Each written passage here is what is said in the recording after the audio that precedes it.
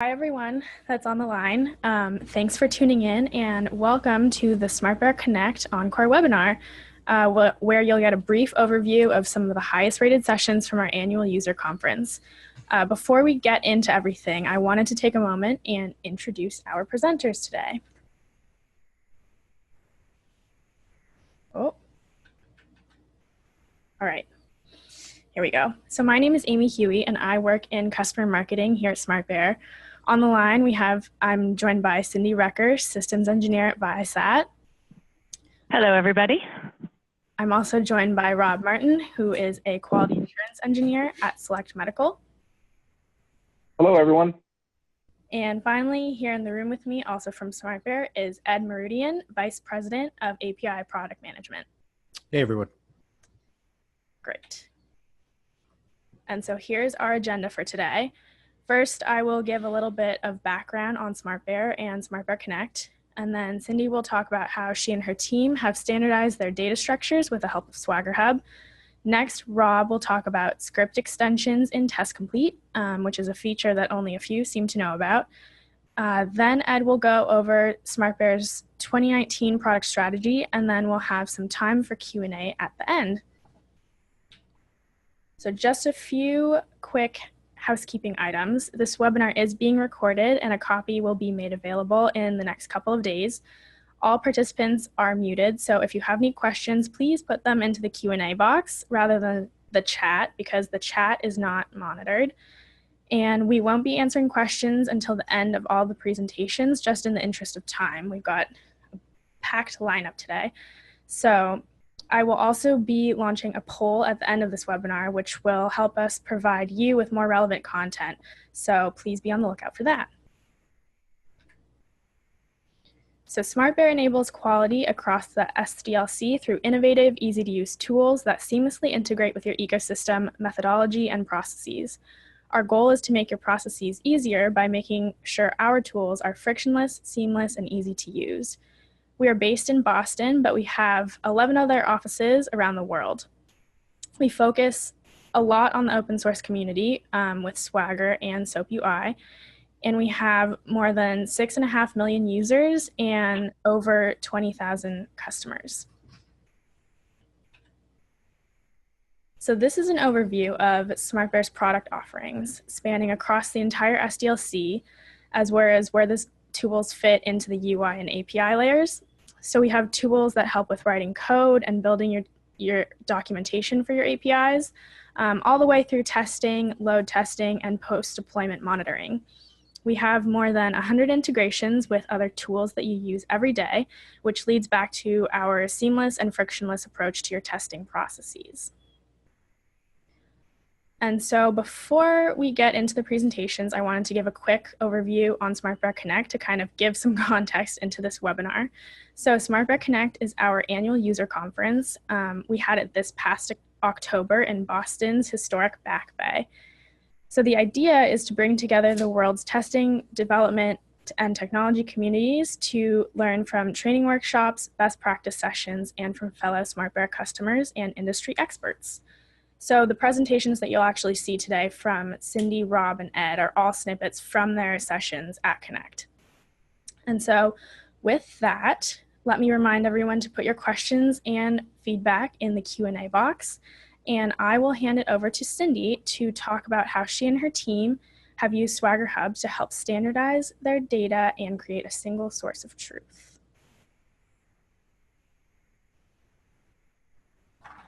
All right, Cindy, all yours. All right. Thank you, Amy. And also thank you to everyone on the webinar for joining. Just want to verify that everyone can see my screen. Yep, looks good. Perfect. So in this session, I will give you some background on Viasat for those of you who don't know much about our business, but maybe my first slide there will give you a little bit of a hint. Then I'll give you an introduction to our problem and how we use Swagger Hub to drive our scalability. So the first thing I want to start with is growing up, I loved to play with Legos. My brother and I would play for hours, sometimes days, building as many creations as we could until all of the bricks ran out. We had our own vision, our own problems to solve. We would end up begging, trading, hoarding, and often fighting over the colors and sizes that we needed to make our vision complete. Now, growing up in Michigan with a long winter and no Wi-Fi, we really could spend hours. So what this taught me is that I'm a problem solver, and through my childhood love of Legos, I find problems can have many solutions. The goal is really to find the best one. So taking a look at our 6 bricks here, how many structures can you make with 6 Lego bricks? Well, the answer is really, it depends. So in 1974, Lego said that there were just over 100 million different combinations that you could make with 6 Lego bricks. That's kind of staggering.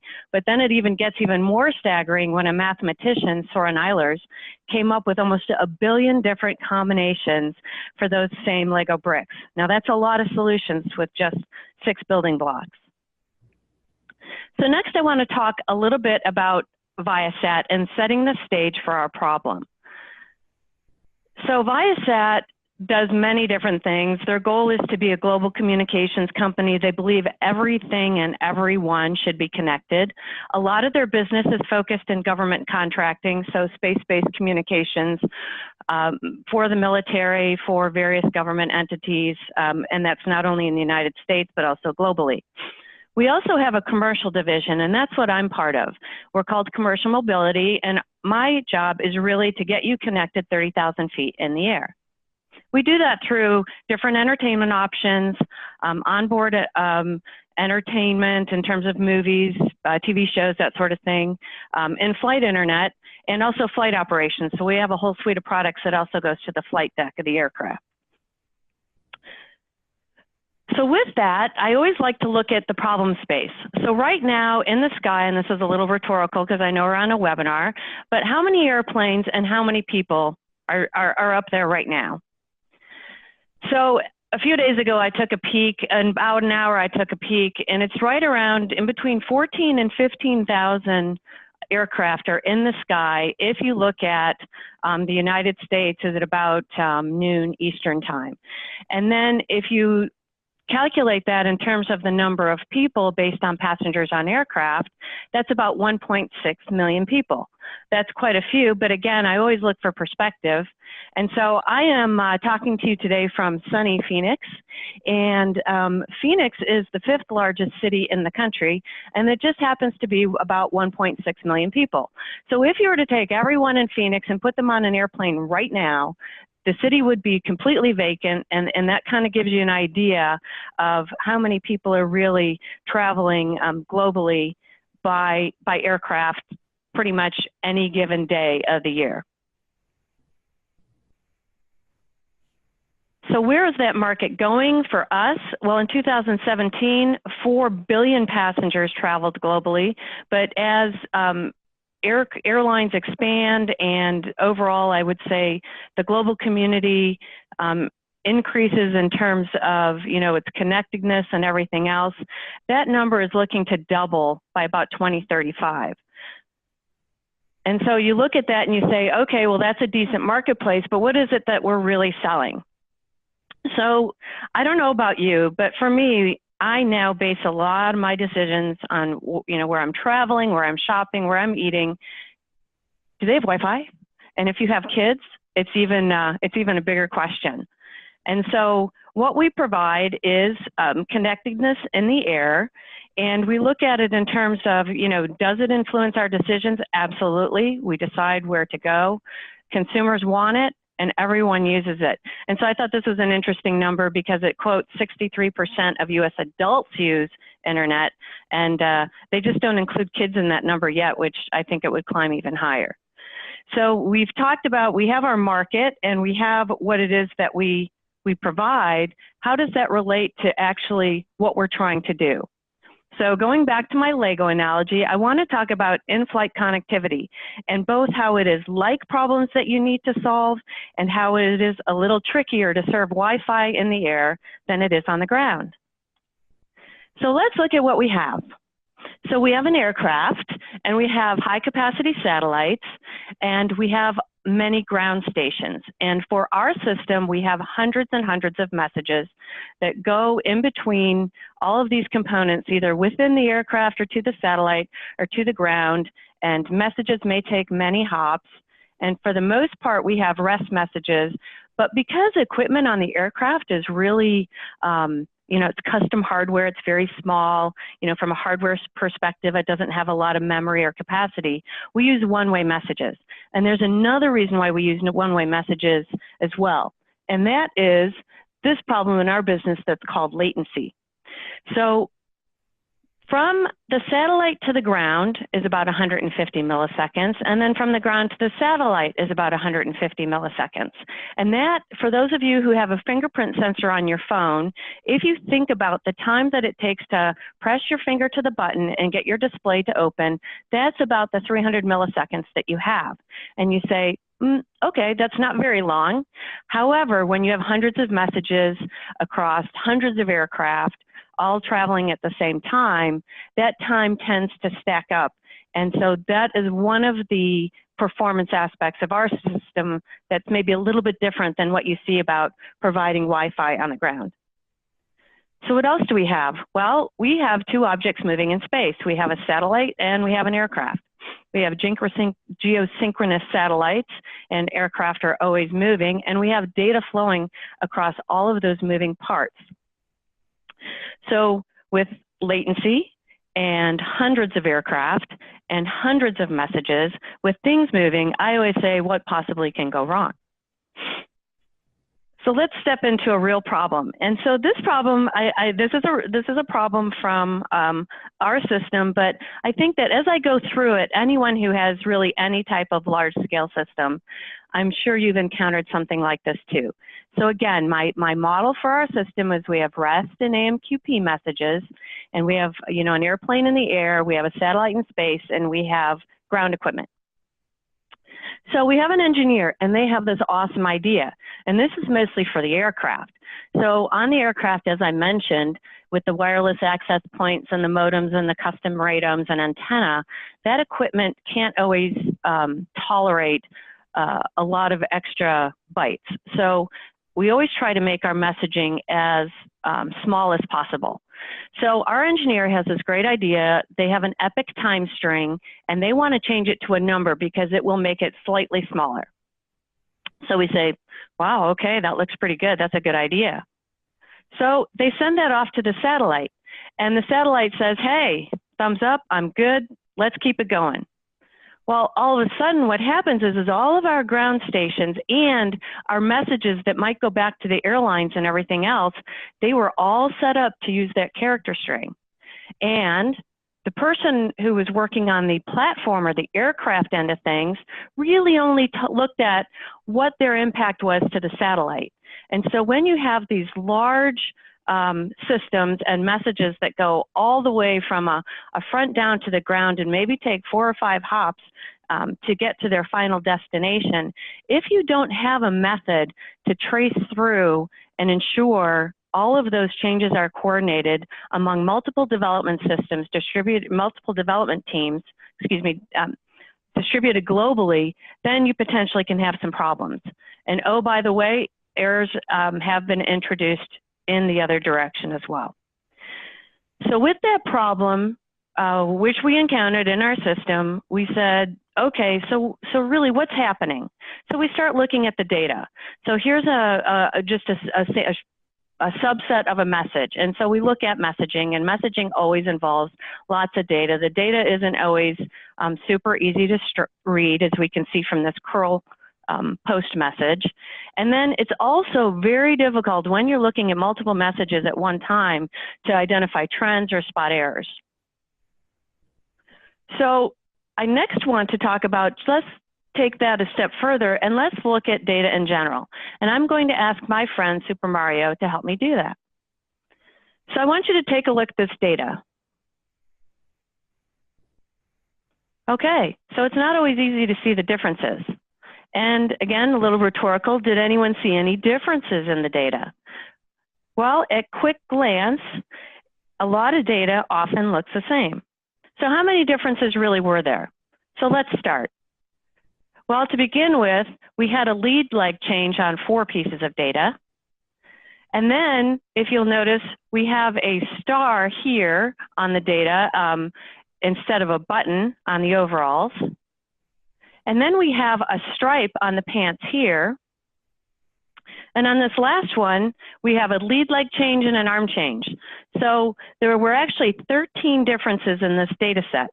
And so you say, well, you didn't give me enough time to look at it.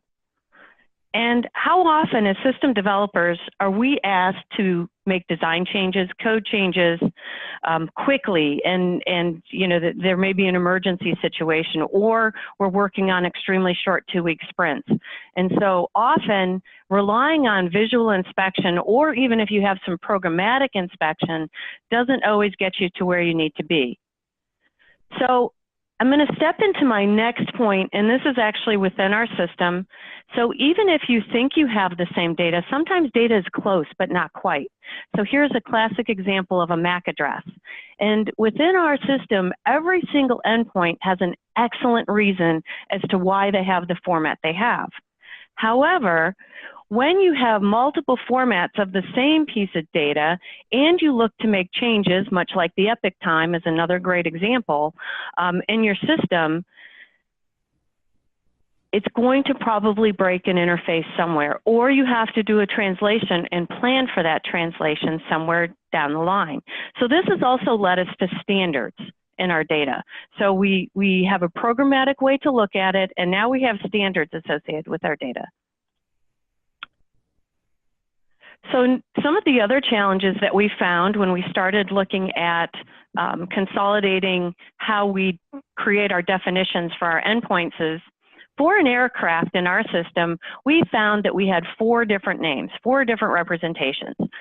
They're all accurate. So an aircraft, a tail ID, a vessel ID, or a vehicle ID. However, with 4 different names, you end up with mismatches on interfaces. And then I want to talk about resolution mismatch.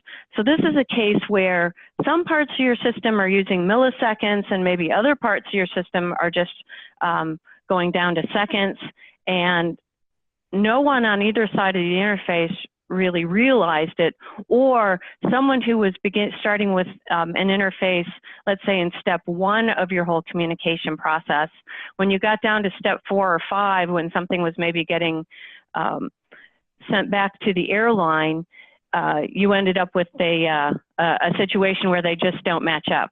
And then this is probably one of my favorites. You have the same fields copied in a message. This often happens in systems that evolve over time. You've had one piece of data, and then for expediency, you'll just add it in there again.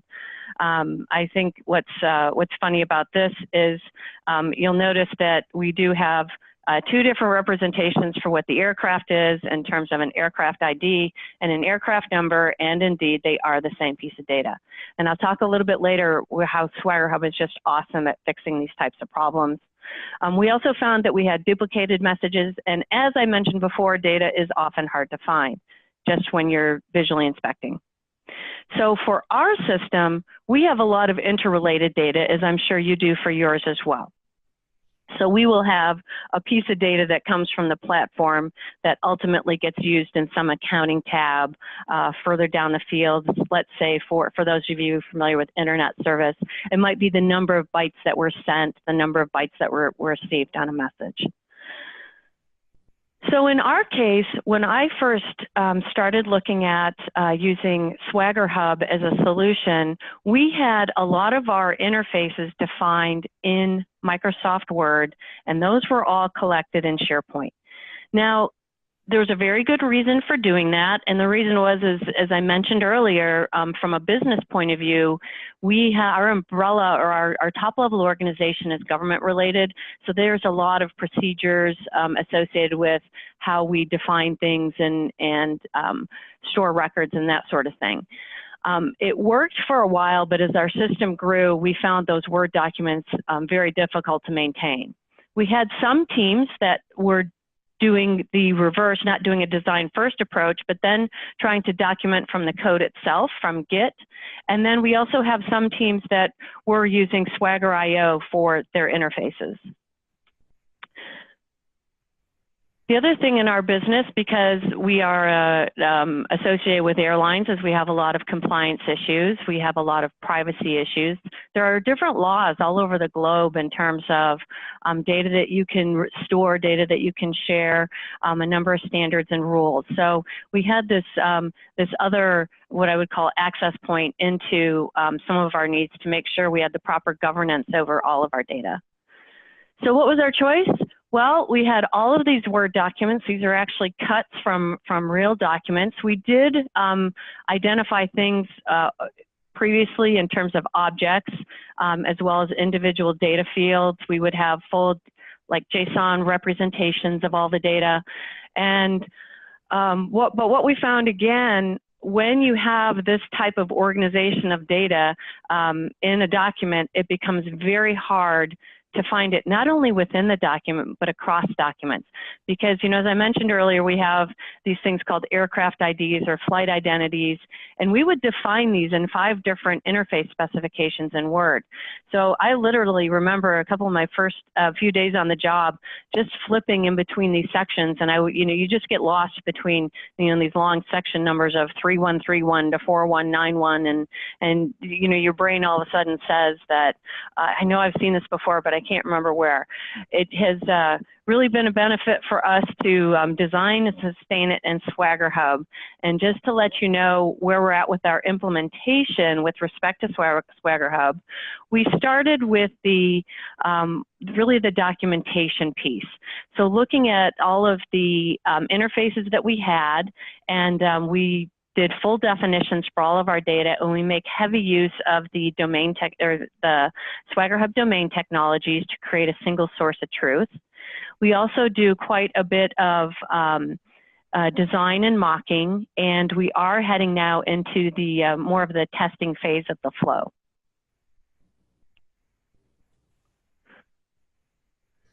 So how do we actually put all of this information together for our design first approach? So as I mentioned, made heavy use of the domains.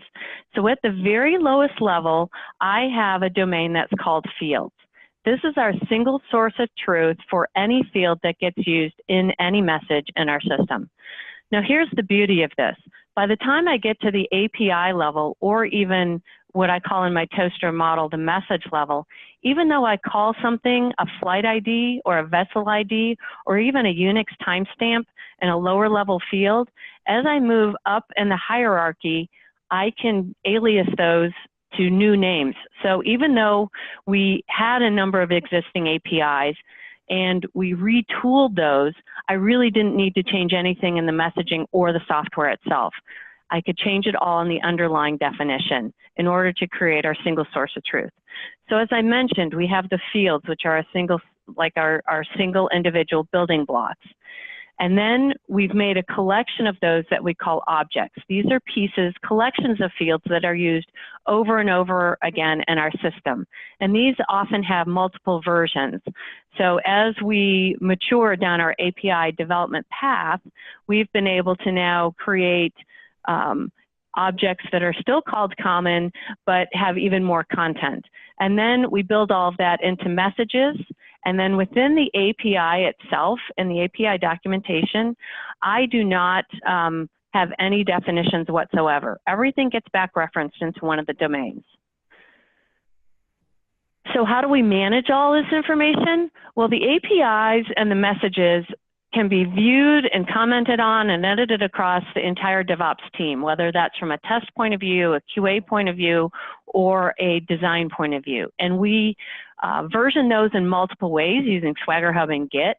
So within Swagger Hub, we make heavy use of projects and working copies, and then every time we make a change to a domain or an API, we stash a copy in Git.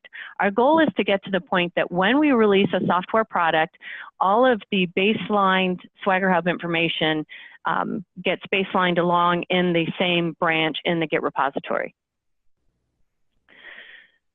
So at the next layer, we have the system engineers and architects and developers who all work together on the objects. And then when we get to the very lowest level, that is under tighter control. So system engineering and architects control the data fields. And the reason why I say that is in our system, this just happened a few weeks ago, when I talk about vessel ID, which is aircraft ID, which is tail ID, we had one of the DevOps teams wanting to create yet another name for an aircraft. So this has been a helpful practice for us, basically to lock down what it is that, that people can do at this very lowest level. And then standards are enforced at all levels. So next, let's take a look at some code. So for those of you who are familiar with Swagger IO or Swagger Hub, this is a representation of a message that I wanted to show. And here, as I mentioned in the previous slide, a message, we try to consume all of the pieces of our lower level domains, which are the fields and the objects. And so here is just a back reference, and this is showing the same common object that gets used in many messages in our system. So again, the beauty of this is now if I have a system-wide change to an object or a system-wide change to a field, I'm no longer changing multiple documents anymore. I just go into the lower level domain, I change it, it propagates automatically through all of my interfaces, and I can re-baseline all of those again. And so here, I'm just showing where it gets referenced back to that common object. So now let's take a look at what my Swagger Hub documents look like in general. And so this is an actual API that we have. And here in the left-hand side of the screen, you can see that there are no definitions. Everything gets back referenced to one of the messages that I have. But a very keen piece of information that we need for all of our interfaces that we would keep in those Word documents are general descriptions. And in that general description, we state what the intent is for the API, what technologies are used. So for example, this is a REST API. What's our addressing strategy? Is there any security? This is a pretty short description here, but it might include things like this API uses keys, or there's a special SSL socket that this API goes to. So the fabulous piece for us is that when we have our Swagger Hub document, everything gets back referenced. If there's a change, everything gets automatically updated. And this is a self-contained piece of documentation, including all the information that's needed for a person to grab this and understand exactly what the interface is doing. We also make use of HTML tables. This is very helpful because for every message, we will then go further and identify who produces this, who consumes it, what's the addressing strategy, what type of periodicity does it have, when it's done, what happens, that sort of thing. And also, a key piece for us is we record the latency here as well. So this is all great, but it begs the question of, with everything and all of these documents in the domains and all of the multiple messages, how do you handle all of the information? So I created this. This is our whole document lifecycle. And it starts with, if you have an API that you need to update or create, we have two pieces left in SharePoint. This is for government compliance, working to get those into Swagger Hub. Mostly we have a dependency on a third-party tool internally that's our only blocker, which we should overcome soon. So let's just talk about it from the Swagger Hub point of view. We have all working copies of our documents in our Swagger Hub, and our changes are either going to come through because we have security changes, customer requests, architecture changes, updated requirements, that sort of thing. And that gets initiated by either the systems teams or DevOps. And then we do use a peer review. And so the draft version does go out for review. There is a commenting feature in Swagger Hub. However, we do often put them out on a Confluence wiki for review. It just makes collaboration on the changes a little bit easier today. And then the work gets approved. We go back into Swagger Hub, we create a new baseline that baseline gets aligned to either a platform release or to deployed code. We have 2 different release cycles internally, and we do archive old versions. And as I mentioned previously, we would like to get this to the point where this all goes out with the Git information. And so that essentially goes through our flow for where we came from and where we are. All of our APIs, pre-existing Swagger Hub, are now in, and then every new API that we're working on is being developed in Swagger Hub, and we do have the case where we are now converting a number of Swagger IO implementations into Swagger Hub as well. So what I want to say here is that when we go back to our 6 humble bricks, what I love the beauty of is, you know, in the beginning it really looked like a jumble where we had multiple colors and multiple pieces, and now we have what I call well-engineered single units of messages which build into our APIs. And what I want to leave you with, our biggest business challenge was when we started in the internet business, we just had 2 small airlines. We still have them. JetBlue, for those of you who might be familiar with them, and El Al. We now have 12 airlines, including American Airlines and United, that just signed up. So we went from this very small business model, really it was almost a prototype system, to needing to scale up rather quickly to a completely different set of business rules. And when you look at the way you do a startup, you have a lot of people that can do multiple things, but when it gets to the point where you need to kind of flip that on its end, some of that working hard and everyone doing the same thing does not become repeatable and scalable. And so you might have had this great iterative approach in the beginning, but the problems that you deal with as you grow become increasingly complex.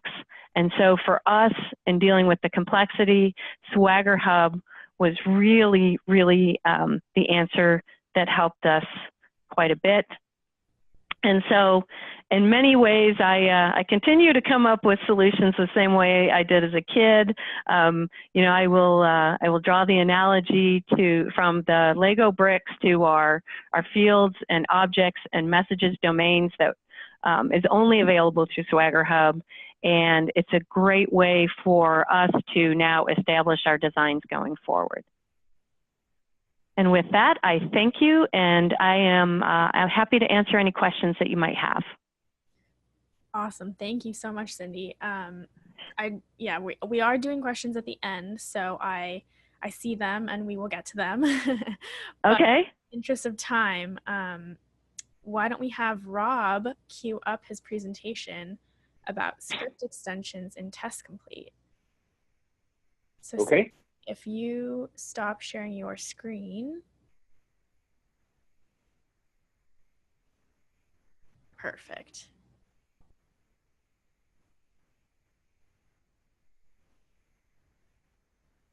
All right. My screen should be up now. Can everyone see me?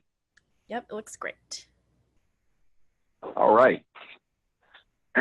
So my name is Rob Martin. I've been using Test Complete for a little over 16 years now, before it was even known as Test Complete. So I'm kind of one of those expert people that kind of runs around out there and helps people wherever I can. One of the things that I discovered a few years ago in Test Complete is this thing called script extensions. And I've been using them pretty much for, probably about 3 or 4 years now, but I recognize that not a whole lot of people use them. So I wanted to be able to kind of explain what they are and what their benefits are, and the fact that they're kind of a hidden treasure within the Test Complete environment. Let's see if I can get this. So again, script extensions, why bother? Why do we want to do these? In the test automation realm out there, many times people start off with creating projects that are pretty much simply record and playback. You record a set of test steps and you play it back, and you just keep on doing this. And for small projects and small situations, that's not necessarily a bad thing. However, in more enterprise environments and as applications get more and more complex, record and playback is not necessarily going to be a good, robust plan for the future. So there is a movement towards more coded frameworks and modularized maintainable code when you're creating test automation. And that's not just in Test Complete, but that's in other tools out there as well. In truth, most projects fall somewhere in the middle. People are transitioning from one point to another, or trying to create the blend between the two of them. So when you're doing so, whenever you're working on creating modularized code and encoded environments, there's a number of problems that come up that need to be solved. When you're dealing with modularized code, you have code that's going to be implemented across multiple projects. I have a web application that I want to do automation on. I have another web application I want to do automation on, but there's some stuff that they both do, or there's some code I want to be able to use in both of them. So I need to be able to take a piece of code and utilize it in a different project. Many ways of being able to do so. You have within Test Complete the ability to use unit, import files using JavaScript. You can share script files and keyword test between projects. But in doing so, there's a problem of maintaining dependencies, of being able to make sure that if I bring in a piece of script code, I need to bring in all the other stuff that references, all the other dependent files and dependent items and everything out there. So, and also when you're spinning up a new project, many times you have to remember to bring in those code files. You need to say, all right, well, I need to go out there and bring in all these shared units in here because I know I'm going to need them at some point in time. Secondly, also you have teams of diverse skill sets. Many times in an automation environment for doing test automation, you'll have groups of people that, you have testers, you have people who are developers to some extent, you have people who have never written a line of code in their lives, but can do record and playback easily, or can do just some quick click and drag UI type stuff with keyword tests. And you have just a variety of different skill sets in between. So you want to be able to leverage your experienced code writers to be able to write good, solid, robust code, and make that code usable for the people who may not be as good in the way of utilizing code. You need to be able to do rapid test development. You'll be able to have these building blocks. Use the analogy of Legos, where you're going to be taking taking multiple pieces of code and stacking them up to create a full functional test. So you want to be able to have these building blocks out there. You just want to be able to bring in from all over the place and create the test without having to reinvent the wheel each time. And you want to have a centralized repository for those building blocks. And you also want to be able to secure some more critical code. Again, you have people who may not necessarily be the best coders out there. You want to kind of take that code and kind of put it in a place where it's not going to be easily editable. It's something that you can have a bit more of a granular control and security control over who's allowed to edit that code or not. You want to move the code out of the Test Complete IDE and put it someplace that that it can still be used for your test, but may not be able to be as easily edited. And that's where script extensions come in. They, for me at least, solve all these problems when it comes to building out a coded framework. Just a quick definition, they're called script extensions because, well, they use script code. It's not a full functional language like C# or C++ or Delphi or anything like that. It's using script code languages that are easily available. Primarily, the two code languages that script extensions use are JScript and VBScript. It's an extension. These are extensions that basically take the existing functionality of Test Complete and extend them. It allows you to be able to enhance the Test Complete tool yourself without necessarily having to wait for custom code or even having a developer create a plugin. It's a technological tool that allows script coders the ability to extend and enhance the functionality of Test Complete. There are several things that script extensions can do, 5 items that actually come to mind. There is record time actions. Basically, you can, when you're hitting the record button to record a new test, there will be actions that will be available on the toolbar there. You can have a script extension be a record time action, such as creating a custom checkpoint type. There are design time actions. It's not during recording, but if you're in the middle of a keyword test or a piece of script code, there you can have these toolbar buttons show up on your Test Complete IDE to be able to say, I want to insert a piece of code or I want to create a checkpoint. Those are custom design time actions. You can actually create your own keyword test operations. So you have the library of keyword test operations down the left-hand side of the keyword test editor. You can create a keyword test operation that will show up over there for someone to click and drag over into their own keyword test. You can actually create test result operations that after you've finished the test run, going to the log, you can actually have information from the log generate results to external tools such as Bugzilla or Jira or whatever by creating a script extension that actually reads the log and processes it out to the interface that you want. What I use most often are the custom script objects. These are runtime objects. They take script code and turn it into objects that you can then call within either script code tests or keyword tests. There are a number of available examples out there for download. You can actually compare Excel or Word documents. Script languages like JavaScript do not support out parameters, but by leveraging the VB script part of script extensions, you can create an extension. There's actually an extension available to be able to use out parameters within JavaScript code. And there's a pre-installed one also within the Test Complete environment. If you've ever used the WMI object in Test Complete coding, that's actually a script extension. So these remove the need for use unit or import for universal code. The extension is always there. It's once it's created, it's part of the IDE environment. It is a button on a toolbar or an object in the code completion window. So there's no need for use unit or import code. It is always there available. It encapsulates the complex code for ease of use. So you can basically just have an object with a method on it that people can call within their script code or in a keyword test operation. It allows you to be able to build these building blocks of functions and modularized units of code to be able to click and drag and pull stuff into a test easily and quickly without having to rewrite code or find the code in a particular library. And again, it secures the critical code. There's no actual unit that you can actually edit on screen. It is encapsulated as an extension within the tool. So I'm going to just give you a quick walkthrough here as to what it takes to actually create a script extension. It really is very simple. I'm going to pull up Test Complete here.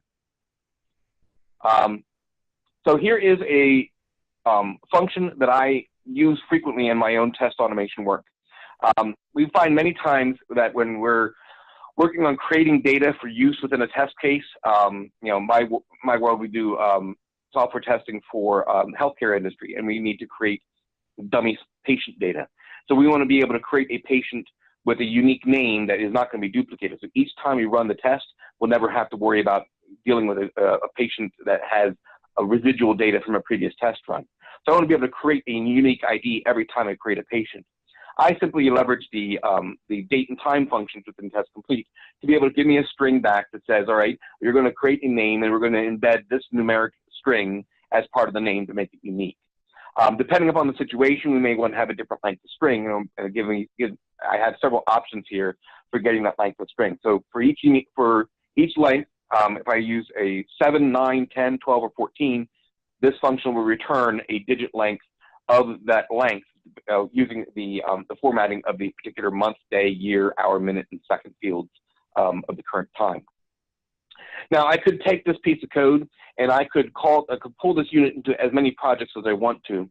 But that means every time I want to create a new project, I need to remember to go out there and grab this code and bring it in. So rather than having to do that, I want to take this code and make it an object, a runtime object that I can use anytime I want to within Test Complete. Now notice I'm editing my code in Test Complete itself. I actually have another function here that I'm actually going to encapsulate into this extension. We occasionally have to check the values of CSS properties, the color of a field, a font, or a size, or something like that. So I've created a quick function here to do a checkpoint of the CSS property of a particular web element on a web page. So I have, again, there's two functions here, but I'm actually going to only have one function in my final object that's going to be called externally. So I need to create a script extension that's going to encapsulate these functions into an object or objects that I'm going to then be able to call into, pardon me, call into any project that I want to. So once the code is actually written, I'll pull up my document here.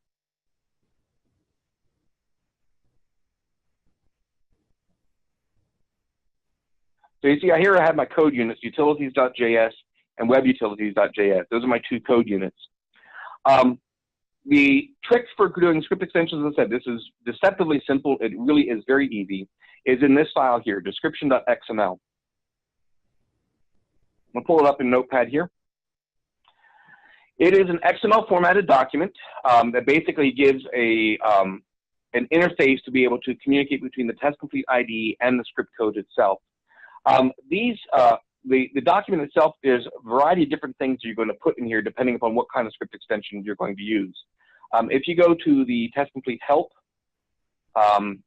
under Working for Test Complete, Extending Script Extensions, and Script Extension Files, the description file is documented there, including even a sample blank description XML file that you can then copy into your own file and make whatever edits you want to. For sake of time, I've actually done all the editing and everything ahead of time to be able to create this extension.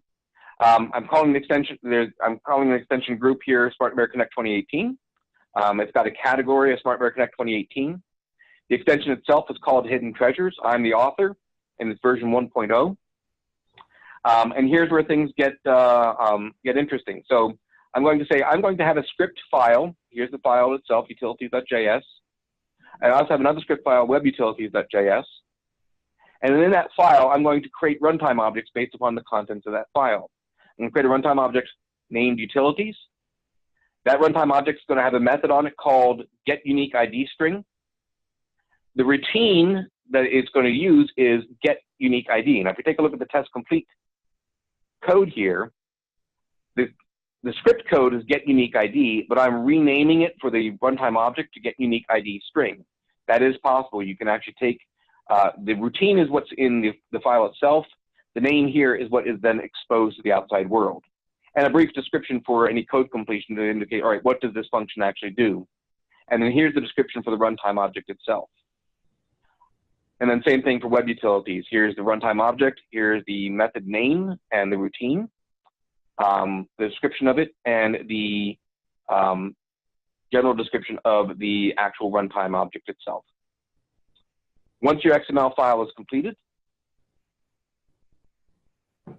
simply a matter of compressing it. You take your 3 files, create a zip file. I'm going to call this hiddentreasures.zip. And actually, I'm going to actually change the extension from zip to TCX. TCX is the extension, the file extension that's used for Test Complete script extensions. And you notice as I changed it to TCX, the icon changed to something having to do with Test Complete and SmartBear's file structures. So now I'm going to take this TCX file here, and I'm going to move it to the folder where I want to keep my extensions. Now, Test Complete then needs to be able to know to use this file here. There's multiple ways of being able to actually get Test Complete to look at your script extensions. One of the easiest ways is there actually is a folder in the Test Complete install path where you can drop any script extensions you want to.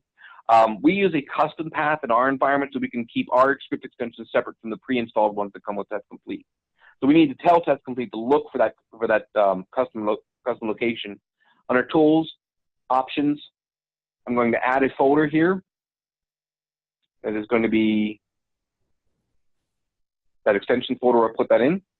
So now there's my path there. If I hit OK at this point here, under File, Install Script Extensions, now reloads here, right here. So right here, down here, here's the SmartBear Connect 2018 category, and here's the Hidden Treasures extension that I created for it. Now, how to use it.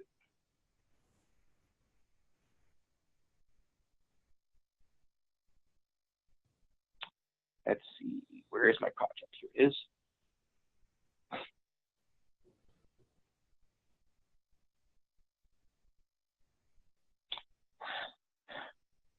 So here's an example of using a script extension that somebody else did out there. But let's say I want to be able to just do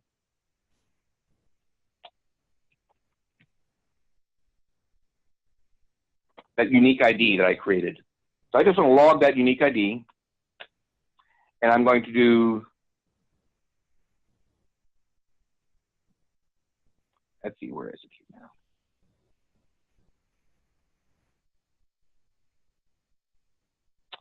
That's right, it's utilities, isn't it? Utilities. So there is utilities as the object, and code completion comes up. There's getUniqueIDString as the method, and I'm going to tell it to log a 14-digit string. When I run it, real fast because it's very small, and there it is. There's my 14-digit string for my script extension function. And all of a sudden my screen went blank. All right, there we go. That's all there is to it. Now I actually have an extension out there that actually allows me to be able to use that ID string. And if I create a new project, I don't have to bring in that file. It is always present. That as long as this extension here is present in my test complete environment, I have access to that utilities object and the web utilities object.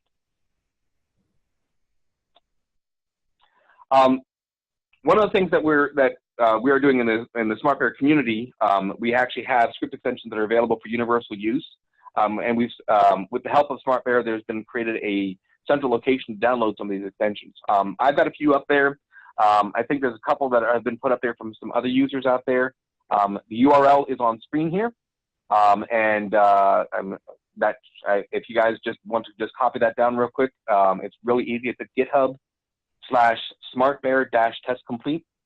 As I said, I have two extensions up there, one for doing SQL queries that allows you to be able to let people write SQL select and update queries within your script code without them having to be able to need to write ADO object code and everything. It's all encapsulated in the script extension. And I have something called Ogre utilities out there that has just a number of little random utilities that I occasionally use in my own automation work that is available just as a library of general functions. And there's some documentation in a README at the GitHub site for what those different functions are. And then whatever else I may decide to write out there, or if somebody has a particular need, feel free to request or write your own, and we'll see what we can do about getting something going for you. And that's pretty much what I have. As I said, script extensions has been a lifesaver for me. We actually had a fairly robust automation framework I'm using at my current place of employment that I would say a good 90% of the framework code itself is encapsulated in extensions. Whenever we want to spin up a new project, we have very minimal code we have to put into the new project. Everything else is in the extensions itself to be able to do many of the main framework drivers and data-driven testing structures and everything in our framework. Again, questions will be solicited, so feel free to ask any questions you may want, and we will answer them as best we can at the end of the webinar. Thank you very much. Perfect. Thanks, Rob. That was great. And now we have Ed, who will talk about the 2019 SmartBear product strategy.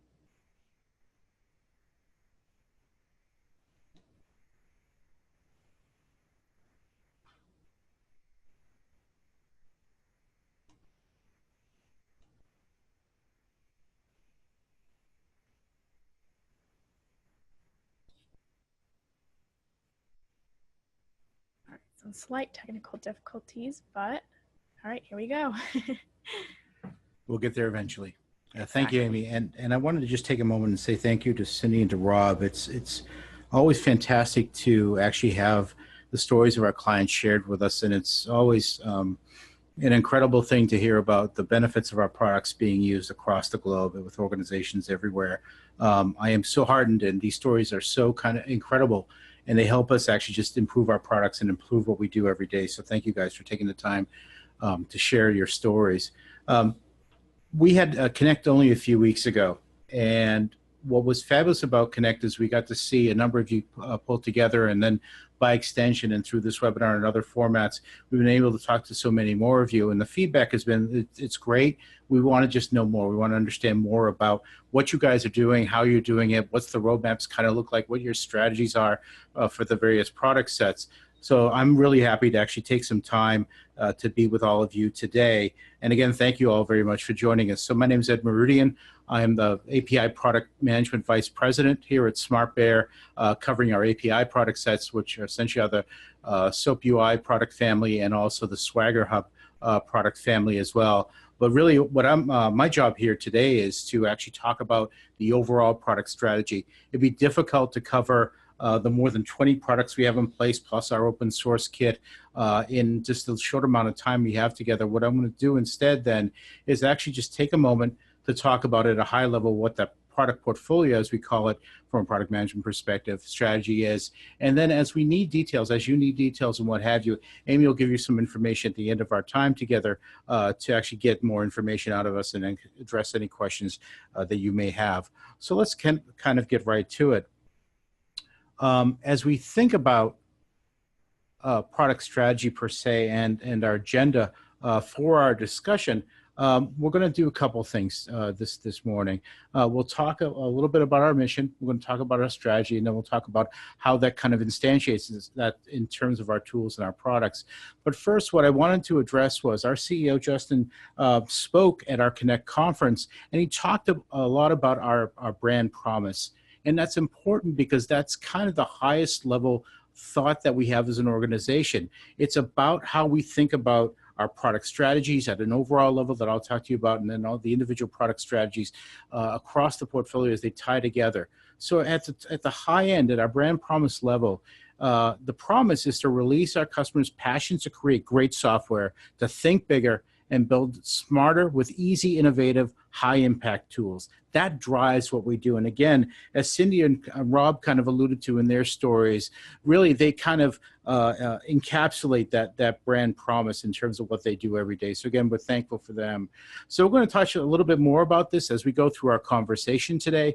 And we'll actually then translate that discussion into our product strategy in the context of that strategy in terms of the ecosystems that we work with, how those ecosystems are evolving and maturing all the time around us. Because as you know, not only are we suppliers of great software, we're also builders of great software, and we always drink our own champagne as we construct that great software for you.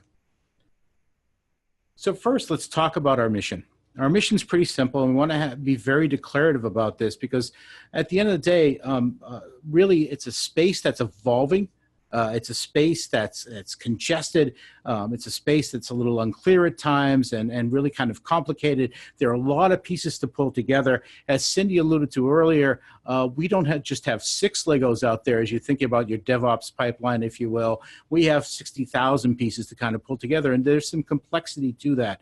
And so our job is to help kind of create some clarity around that complexity, to decomplexify, if you will, in terms of what we have to do for you in terms of your own ecosystems. So what we want to be clear about is where we play in your ecosystem, and what we're trying to do to help everyone be successful. At the end of the day, for us, it's really about enabling quality. And by that, I mean quality across the software development lifecycle, or SDLC, through innovative and easy-to-use tools that integrate and work seamlessly within your ecosystem, your methodology, your process. It's all about how we help you elevate and extend your methodology, your pipeline, your process, and your success. What we don't want to do is be prescriptive about how you run your business. No surprise there. What we are trying to do, though, is provide you the tools that you need to infuse quality throughout the life cycle. And that, at the end of the day, is what we're all about.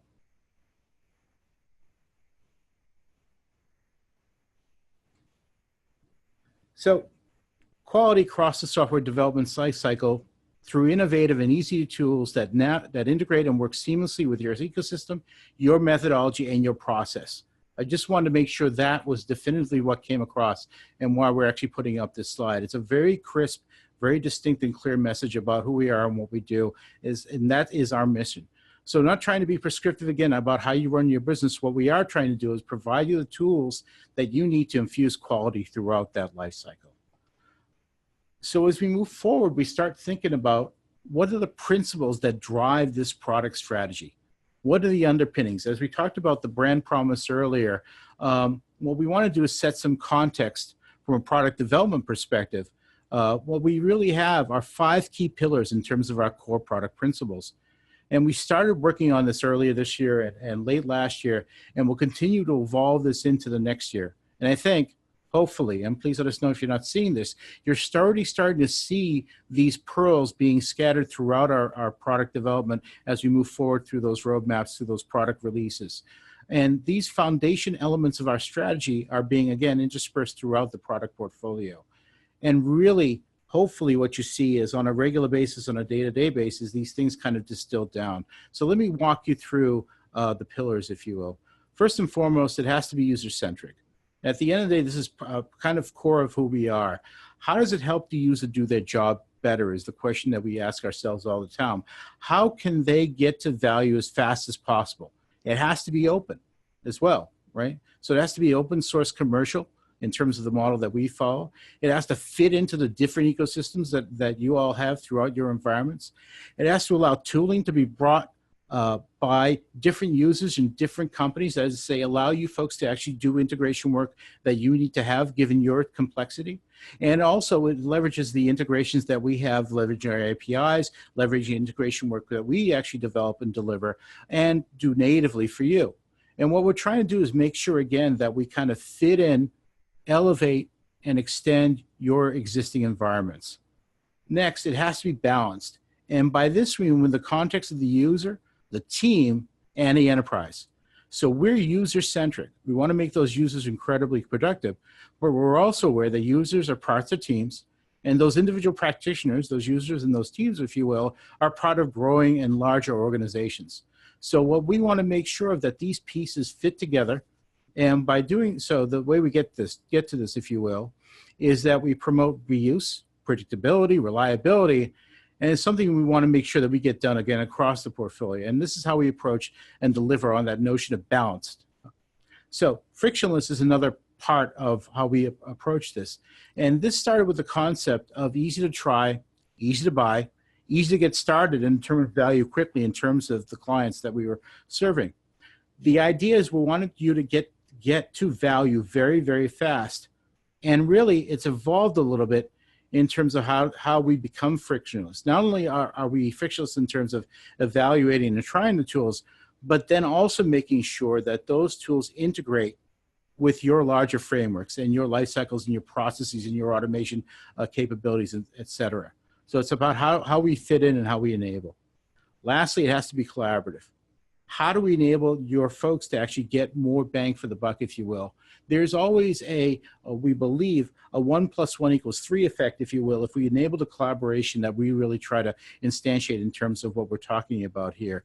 So there's a benefit to pulling your people together into those teams. There's a benefit for putting in those teams into your organizations and making sure that you can actually synchronize all those thoughts across your teams and just, again, deliver great quality software. So these 5 pillars ultimately are what we want to focus on day in and day out. And we'll continue to refine this, but hopefully you're starting again to see the value of this as we move forward. So let's talk about our strategy in and of itself. And we want to start with a high-level concept, and we'll kind of distill down. In the context of the larger market and what's happening. So let me set the table, if you will. So we know that everyone in this virtual room, including us and SmartBear itself and every other company, is on some sort of journey to enhance and improve their software development lifecycle. Now, whether you're an agile shop that's doing releases minute by minute or hour to hour or what have you, or if you're on the other end of the spectrum and you're a waterfall-based organization and maybe you're doing 1 or a few releases a year, it doesn't really matter. Everyone's on a journey between those two functional bookends. And everyone's a little bit different. And in our way of thinking, the goal is to try to get you folks with our tooling more efficiency, more speed, more quality into the process, more value to you all and to our users, whoever may be and wherever they're sitting in between those two particular bookends. So it's only right that there's an ecosystem that's built around this and has become, as we talked about earlier, and we'll drill into this now, just a little complex.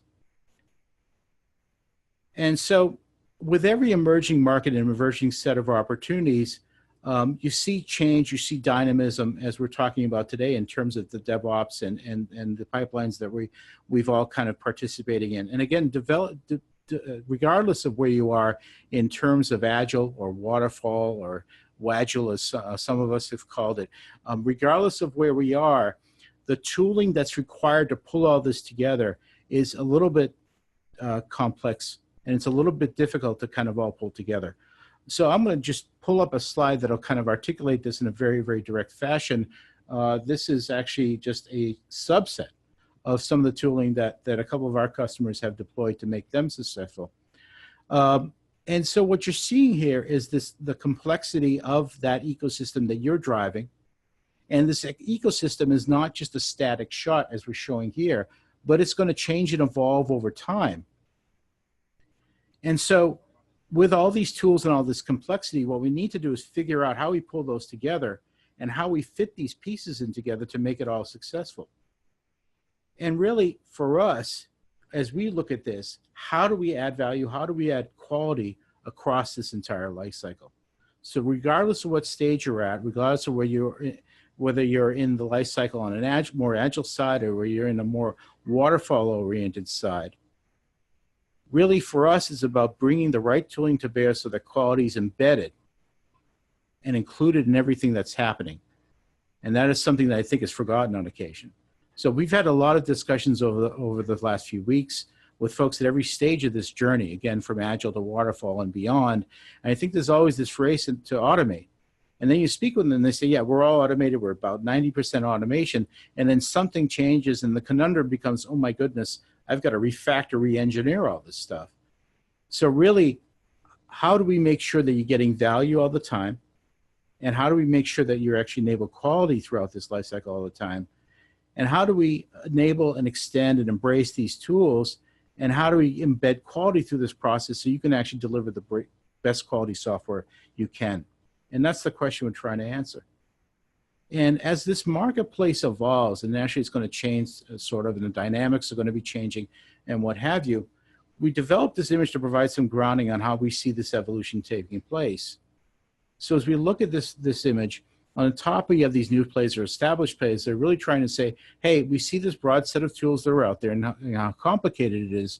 We're going to try to simplify, right? Whether that's the Atlassian framework through building an ecosystem of people, integrations, whether that's GitHub, who are sort of halfway between building a single app and does the whole thing, and it's building an ecosystem in a marketplace, or that's GitLab, who's been very declarative about we're going to be the one-stop shop. If you want to do all your automation, you can do it through all through us.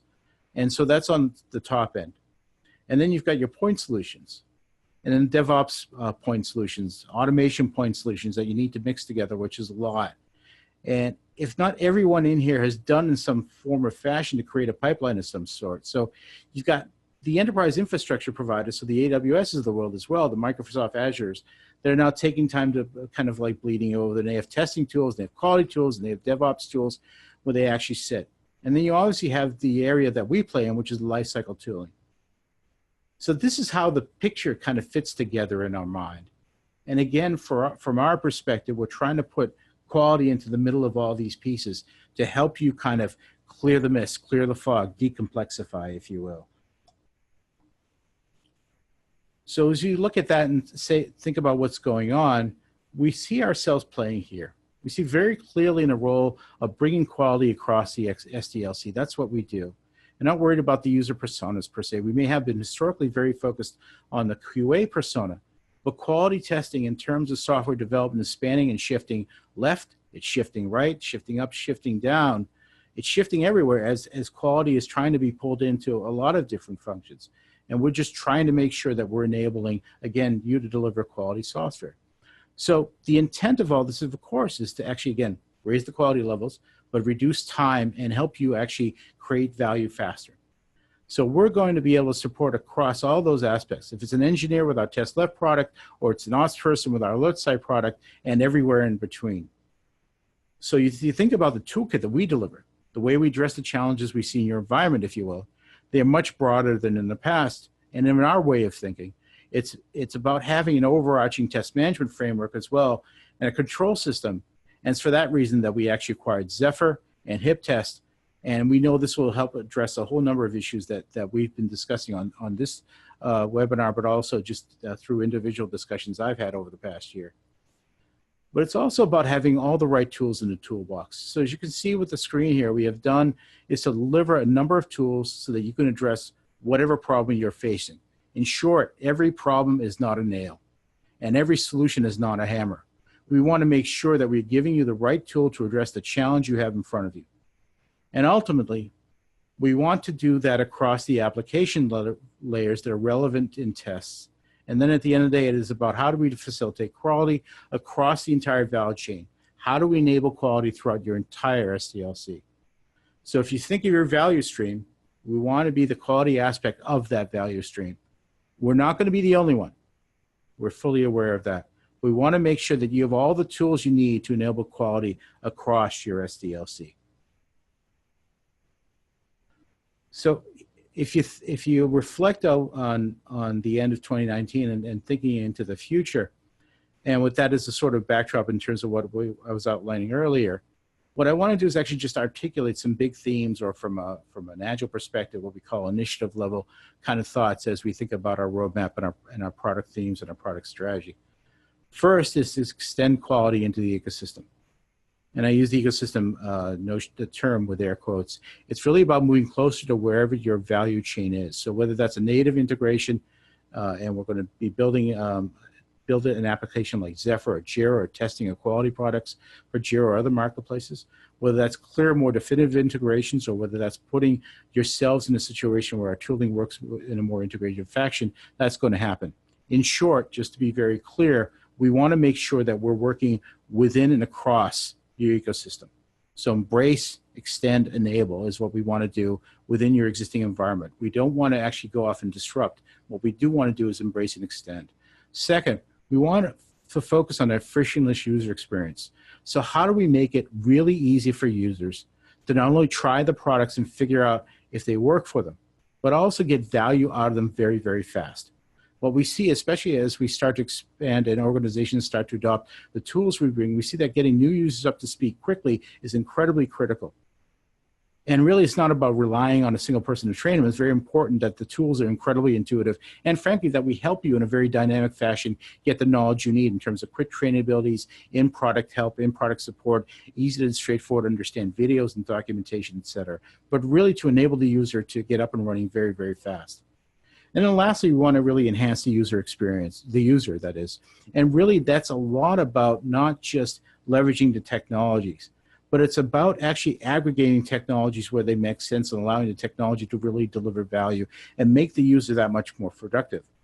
There's a lot of things that we can actually do with the technology that's out there today, whether it's machine learning, broader degrees of automation, artificial intelligence, to take that heavy lifting off your plate and let you focus more on the aspects of the quality process.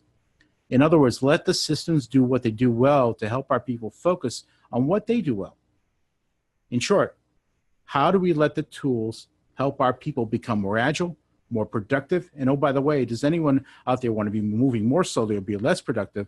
But we believe that we can help everyone put more speed into their process, more speed into their pipelines, and more broadly into the SDLC, because no one wants to move slower. So those are the three things that we're going to be embedding into our roadmaps and our backlogs and our conversations that you're going to be having with us over the course of the next year and beyond. And again, we'll be revisiting these. And if you have questions about these things, Amy will provide you with a way to get in touch with us to actually get into more details. But I did want to actually take a moment and share some great information as we see the benefits of the strategy.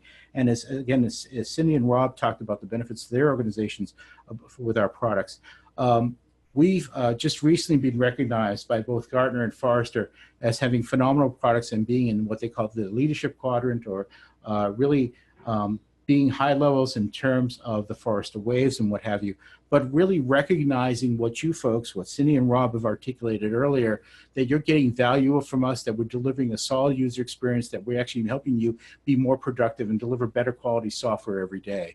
So we are fantastically, we are absolutely pleased to be recognized by both Forrester and Gartner in this fashion. So again, this is all kind of a reflection on the value we deliver to you folks all the time, but it's also on your feedback to these analyst firms and to others, and your feedback to us about how we actually build better products for you every day. So with that, I'm going to turn the microphone over to Amy and have her facilitate our Q&A session. Amy? All right, thanks, Ed. That was great. I know that we are over on time, and Cindy has had to leave us. She had another commitment right at 3. So any questions regarding her session, I'll follow up with you separately via email. But maybe we can do one question for Rob and one question for Ed. Okay, Rob. So as a tester, how do you justify writing code when your responsibilities are primarily in testing, if that makes sense? Well, I'll turn it back around to another question. How do you justify documenting test cases in an Excel spreadsheet or Word document when your primary function is testing? It's part of the process. It's whatever artifact it is that you are creating, whether it's a documented test case in a Word document or a section of script code or or keyword test to be able to execute the test. It's all part of the job. A test automator, that's what they do. They take the tests that people have documented and turn them into code so that they can spend more time doing the types of testing that a machine can't do. There are certain things that, while you might be able to manually test it might be able to automate the testing of, the amount of effort to write the automation probably is, there's no ROI on it. You're probably going to spend more time writing the code than it would be to just simply to quickly test it. For example, a color change on the screen. It's a lot of code to detect it and verify a color change, whereas the human eye can very quickly say, oh, that was green, now it's red. That's very fast. Writing the code for that is a little bit longer. So it's a matter of ROI, but keep in mind that anything you do to be able to make the quality of your product that you're putting out there better, whether it's writing code or documenting test cases, is part of the testing job. Got it. Okay, great. Thank you. And then, yes, everyone will be receiving a recording of this webinar after we finish up. All right. And for Ed, how can you help me better understand what SmartBear is doing in terms of user experience, and how can customers get involved? Great question. Great question. So really what we've done over the past 12 months or so is really kind of invested in this area in terms of improving our overall user experience. And we've really doubled down here. So we've increased our the people. We've actually got a bigger team focusing on this stuff. And really, whether it's Test Ninja or Collaborator or SoapUI Pro or Swagger Hub or any number of other products, we've really done a great deal of work over the past few months to really improve that overall user experience by talking with clients. And so what I'm going to encourage all of you to do is actually reach out to Diana and her team at ux@smartbear.com. Again, Unger, Xavier, or X-Men, depending on your predilections, at smartbear.com, and really become a part of the process. We're only as good as the feedback that we get from you, and I'm just going to encourage you to just join us in the journey of actually improving the tools that actually help you deliver good quality software. And so reach out to Diana and her team at ux@smartbear.com and become a part of the process of actually improving this software every day. Great question. Okay, great. Thank you to those that stuck with us through this. I know we did run over a little bit, but you will be receiving a copy of this webinar once we finish up. And if we didn't get to your questions regarding Rob's session, Ed's session, Cindy's session, I will be following up with you separately via email. All right, thanks everyone for joining us. Thanks to Cindy, Rob, and Ed, and I hope you have a good rest of your day. Thanks everyone.